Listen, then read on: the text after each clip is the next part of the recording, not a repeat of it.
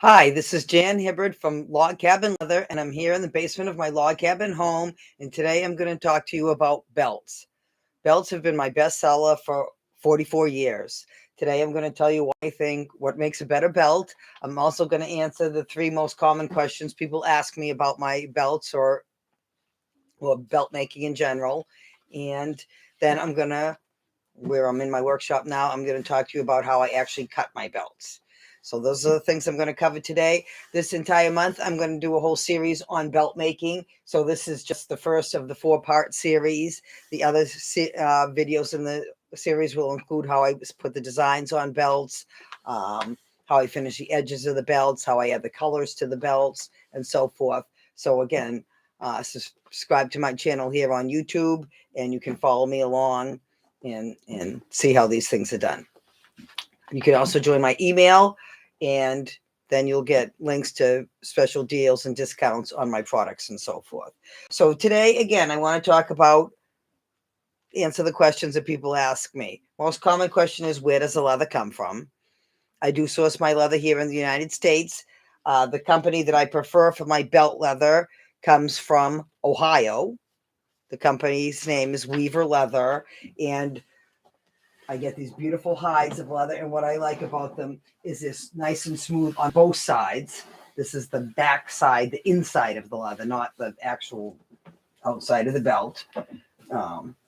It's a nice smooth leather, and that's where I buy it from if I can. I do have a secondary company as a backup because, again, just recently, they were having a hard time getting the leather and so forth. And I do believe some of it is actually tanned in Mexico. American hides tanned in Mexico and so forth. Most of it, there was very few types of leather that are actually tanned here in the United States. So that's where the leather comes from. There's another company, again, I use that's in Ohio, that's in California, which is where I, buy it if I can't get it there. That company also has the beautiful colors of leather, which I use for some of the projects, not so much for belts, however. So that's where it comes from. Now, when I buy leather, I buy whole hides. Everything I buy, I cut myself, with the exception of, again, I make belts in all widths for people of all sizes. Somebody wanted a custom belt. They needed it for a 72-inch waist. Most of these hides don't come that big, but from the leather company, I can order a belt strip for that, which I did. But that's the only exception to buying, a belt pre-cut. Everything else I cut myself, and I know I keep wiggling something that's making this camera wiggle. So I hope that's not the case because I'm going to be on the table. So now when I buy these hides, I buy whole hides. Behind me is another whole hide here of black leather. I'm not sure how well that shows on the camera. Here. It is huge. So for me to cut these is very difficult because the first thing, I don't know how well that shows on the camera from over here. This edge is not straight. So now I can cut belts this way on this hide, which would give me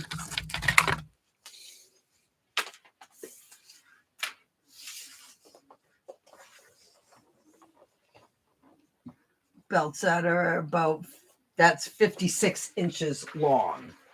So in a lot of cases, I will cut a few belts that way. And then when this is rolled out, that will still give me enough, to make belts, cut belts that are plenty long the other way. Now, the other question I get asked all the time, I should probably put this so you can see my head. The other question I get asked all the time is, why do I make my belt so long? Well, again, if you take a belt strip, you see here, I'm going right here. This is a strip cut the full length of the hide. If I cut this in half to make 2 belts, this is how long each strip would be, which now, again, you've got to snip off the ends a little bit. That's going to, trim the ends and so forth. So now this is 38 inches long. Remember, you have to turn the edge here to put the buckle on and so forth, and turn the edges on each side, which means the finished length of the entire strip would be about 36 inches long. Well, all well and good, how many men is that actually going to fit? Now, so that means if it's 36 inches long, it really is going to fit like a 32-inch waist at most, would be about the largest size. How many average men are the 32-inch waist?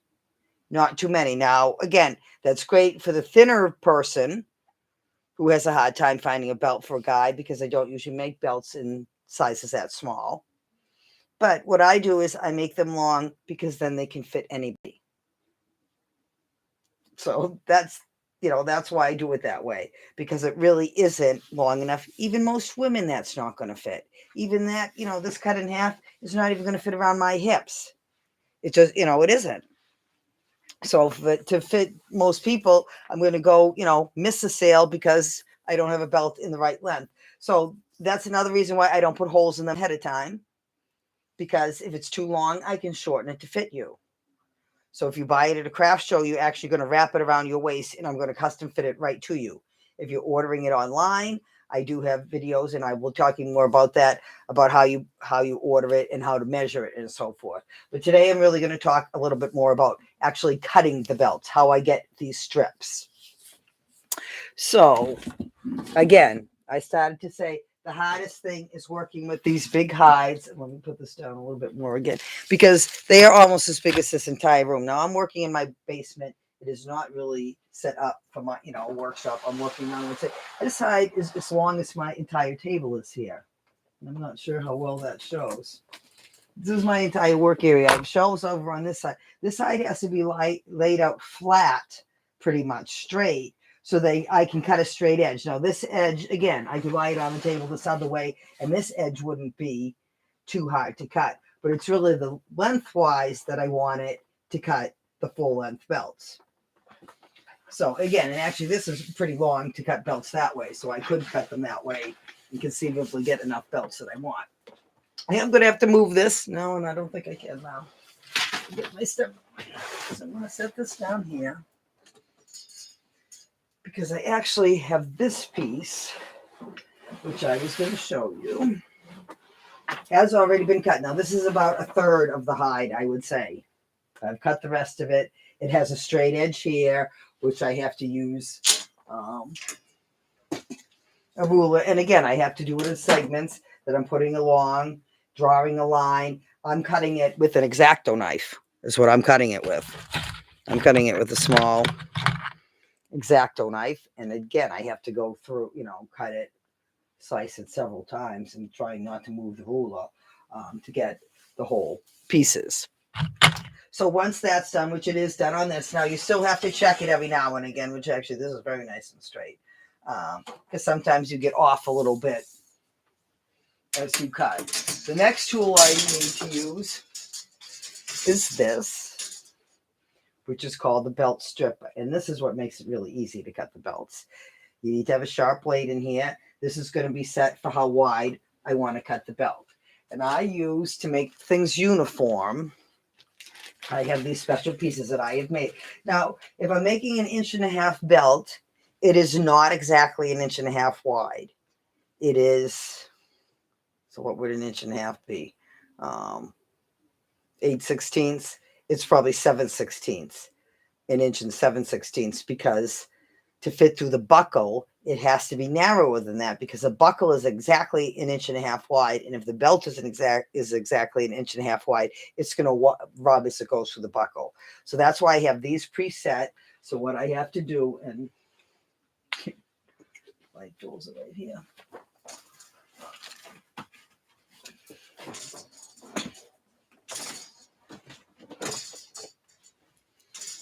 I have to untighten this. Now this here too, you can set the distance in here, which generally is set for what I'm using for belts. You can set it for a narrower strip. So again, it's not going to wave and it's going to be tight. So to cut the 1.5 inch belt, I'm going to put this in here. I'm going to snug it up against there. I want this piece to actually, it does move. I want it to be flat on the bottom, and to have this paper piece squared against this piece flat on the bottom. And then I turn this and tighten it, and then so it's going to stay in the place I want it. I tighten it a little bit with pliers, Now I pull that piece out. Now this is set to cut the belt, the width I need for the 1.5-inch belt. So now the next step in the process is I'm going to take my belt stripper here. And I'm hoping this is good. I have to go this way because I want to show down here on the leather though.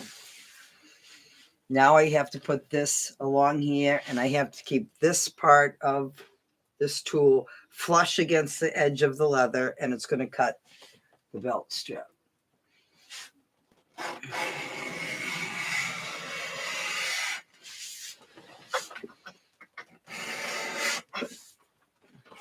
And again, see, because these are so big, I have to keep moving them around in here, and I have to be careful that I'm not going to bang the camera here.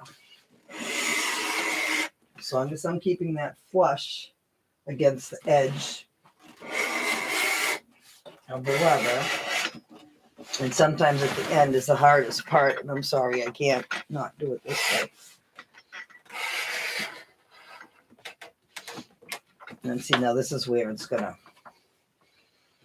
little soft there, which this end is going to be cut off anyways, but it's making it a little funky here for me to cut. So see that end, now I'm going to have to straighten this little tip out here because I went out. So,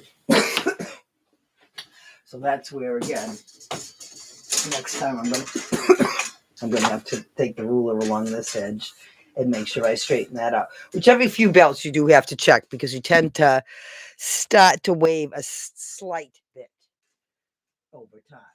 If you know, because I'm cutting like a lot of belts. So again, see, starting from up here, it tends to go off a slight bit. So I'll straighten that with that X-Acto knife this next time. I can actually do that here probably now because I can move this way on the table. Again, see, and I'm really cutting against myself because I need to stand on the opposite side of the table. That's what's so.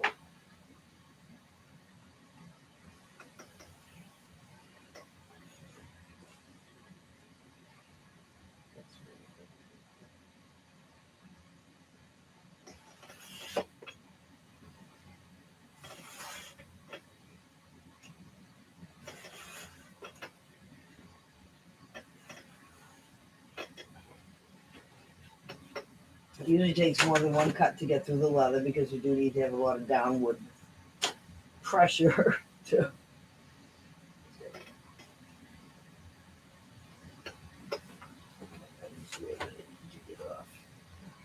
And again, see, I really need to be facing the other direction to do that, but actually that's not too bad. So that's basically how that's done. That's cutting, and so each strip is cut one at a time into the lengths. Then I need to look at it and see, again, this end of this belt looks very good. But this was the end that's a little sketchy. So some of this is going to be cut off because it's a little rubbery, which will make the end of the belt a little different in length. And then one end will be the buckle end, which is usually the softer end I use to make the buckle end. And again, I'll talk about how I finish the edges. Now these edges are very square and so forth. So the next step is to bevel the edges and so forth. So they're rounded off so they're not as sharp against your body. They're more rounded, which makes it more comfortable, which is another step I take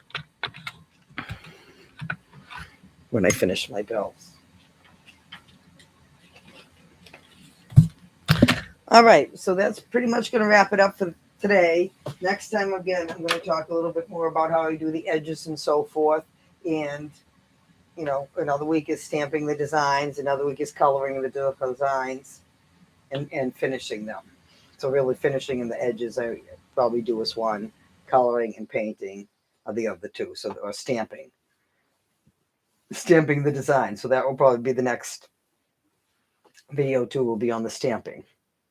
Video 3 will be on the coloring, and video 4 will be on finishing the edges and so forth and rounding them off and everything. Thank you very much. Again, please subscribe to my channel if you want to find out more about how I make my belts and see some more of my products. My website is Log Cabin Leather by Jan. Please check that out to see more of my products. I've been making handmade leather products since 1977. Belts are just one of the things I make. Let's see what else. Join my email if you want to get the best deals and discounts on my products. You can do that right from my website too. You'll get an automatic 20% discount off your first order if you join my email.